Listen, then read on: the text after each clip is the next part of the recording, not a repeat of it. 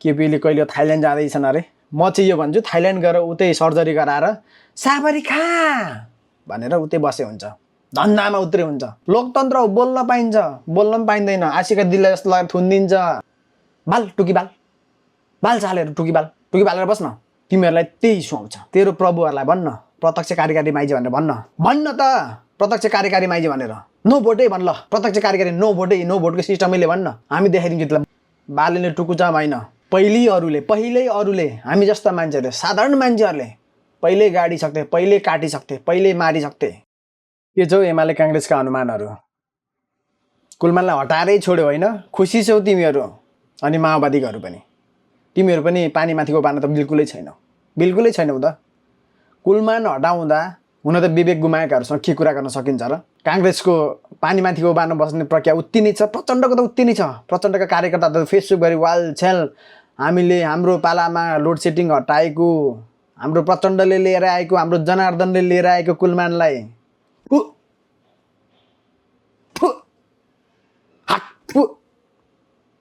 साला निचरो हटारै छोड्यो। भर्खर हिजो कि कहिले मात्रै होइन, प्रचण्ड शेरबहादुर र केपीले भेटवार्ता गरेको के को लागि थियो? 18 घण्टाको लोड सेडिङ तिमीहरूलाई अझै पनि चाहियो? भर्खर हिजो अस्ति मात्रै भन्दै थियो नि दीपक खड्काले, ऊर्जा मन्त्री होइन दलाल मन्त्रीले भन्दै थियो होइन, अब लोड सेडिङ हुन्छ। त्यो भन्नुको मतलब के हो? त्यो भन्नुको मतलब चाहिँ के हो? अब लोड सेडिङ हुँदैन, कुलमान गए लोड सेडिङ हुँदैन भन्नुपर्ने ठाउँमा अब लोड सेडिङ हुन्छ। बाल टुकी बाल चालेर टुकी बालेर बस्न। तिमीहरूलाई त्यही सुहाउँछ। 18 घण्टाको लोड सेडिङबाट तिमीहरूलाई जसले मुक्ति दियो, जसरी गरौ, जस्तो तरिकाले भयो, 42 कि 43 अर्ब, अझै त्योभन्दा बेसी कति घाटामा गएको विद्युत प्राधिकरणलाई 11-12 अर्बको नाफा दियो। सालेहरू। अझै काङ्ग्रेसको केही मेरो साथीहरू छन्, पुरा सरकारको बचाउमा लागिरहेको छ।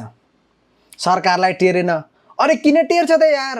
ठिक काम गरेछ, सही काम गरेछ, सरकारले गलत काम गर्नु लगाइरहेछ त किन टेर्छ? टेर्नुपर्ने जरुरी छ। सामाजिक सञ्जाल हेर न यार। त्यसै पनि कुलमानको अब 4 महिना मात्रै बाँकी थियो विद्युत प्राधिकरणबाट रिटायर हुने। पहिले पनि भइसक्यो, फेरि ल्याएको हो नि। उसलाई कि त उता आनन्द भएर बस्दा हुन्थ्यो त। कुलमान घिसिङलाई के जरुरी थियो? थिएन। सब तँहरूलाई उज्यालोमा राख्नको लागि ल्याएको हो। तँहरूको लागि हुन त। तँहरूलाई त गणतन्त्रमै मात्रै उज्यालो हुन्छ, राजतन्त्रको पालामा उज्यालो हुँदैन। 18 घण्टा लोड सेडिङ कसको पालामा भएको?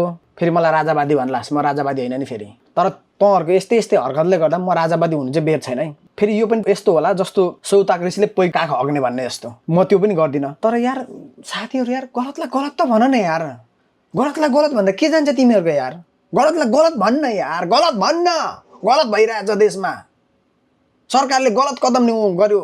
ऊर्जा मन्त्री हेर्न, ऊर्जा मन्त्रीले कुलमानलाई हटाउनलाई कत्रो हत्कण्डा गर्यो। अनि काङ्ग्रेसले फिर्ता बोलाउन सक्दैन थियो। अनि काङ्ग्रेसको केही साथीहरू पानीमाथि ओबानो, दाईहरू केही पानीमाथि ओबानो भएको देख्छु त हो। अनि त्यतिले तिमीहरूले केही बोल्यो त ऊर्जा मन्त्रीलाई केही भनेनौ त, स्टाटस केही लेखेनौ त? लेख न यार, लेख। तिमीहरूले हामी जस्तो युवालाई देशमा बस्न दिँदैनौ। तिमीहरू हनुमानले गर्दाखेरि हिजो अस्ति भर्खर होइन, त्यही एमालेकोबाट 2 वर्ष अगाडि कति वर्ष सोबीको सभापति भएको एकजना मान्छे विदेश लागेको समाचार त हेऱ्यो होला त। रुटिन अफ नेपाल बन्द त हेऱ्यो होला त। अरू पेजहरू त हेऱ्यो होला त यार। हेर्न, दिमाग खोले हेर्न अब त यार। लोकतन्त्र हो, बोल्न पाइन्छ, बोल्न पनि पाइँदैन। आशिका दिल्ला जस्तो लगाएर थुनिदिन्छ। तर अब मैले चाहिँ बोल्न सुरु गरिसकेँ। बोल्नसँग चाहिँ म डराउँदिनँ। होला तिमीहरू झोला बोग हल्नुड बन। 2084 को चुनावमा खासै मेरो एक भोटले फरक पार्दैन होला जस्तो लाग्छ। तर यो देशमा नो भोटको सुविधा हामीलाई यदि थियो भने को नेताको कति दम छ हामीलाई थाहा हुन्थ्यो। अझै प्रत्यक्ष कार्यकारी भएको भए त्यो पनि हामी देखाइदिन्थ्यौँ। तर तेरो प्रभुहरूलाई भन्न प्रत्यक्ष कार्यकारी माइजी भनेर भन्न त प्रत्यक्ष कार्यकारी माइजी भनेर।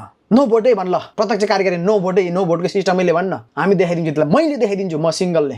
अनि सामाजिक सञ्जाल विधेयक ल्याएछ, केही बोल्यो भने के गर्ने? अरे हनुमानहरू, यहाँ कसैले कसैको परिवारको ग्यारेन्टी लिने भने कसले के गर्थ्यो भन्ने त नि अस्ति देखिसक्थिस्।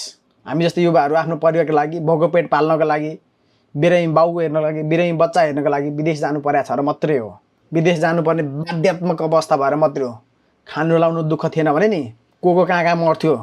बालेले टुकुचा होइन, पहिल्यै अरूले हामी जस्ता मान्छेहरूले, साधारण मान्छेहरूले पहिल्यै गाडिसक्थे, पहिल्यै काटिसक्थे, पहिल्यै मारिसक्थे।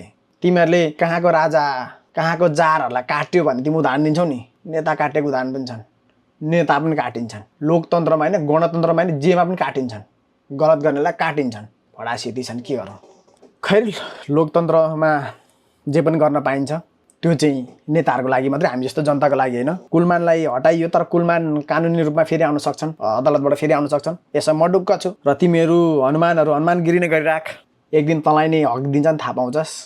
अरू केही भन्दिनँ म। बालेनको रुटिनेको पोस्टको मुनि कमेन्ट नगरेर हेर, म जस्तै युवाहरूले के लेख्छन्। केपीले कहिले थाइल्यान्ड जाँदैछन् अरे, म चाहिँ यो भन्छु थाइल्यान्ड गएर उतै सर्जरी गराएर साबरी खा भनेर उतै बसे हुन्छ, धन्दामा उत्रे हुन्छ। केपीलेको हनुमानहरू मलाई खोज्दै आइज, डराउँदिन भाइ, डराउँदिन।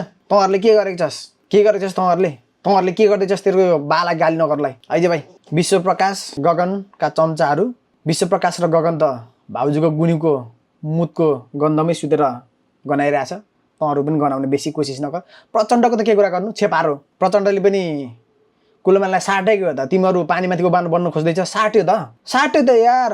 जनयुद्धको बेलामा भएको हत्याहरूको विषयमा साट्यो त, केही नगर्ने भन्ने कानुन पारित गरेर साट्यो त मुला, किन? छे थु हाक थु तिमीहरूलाई।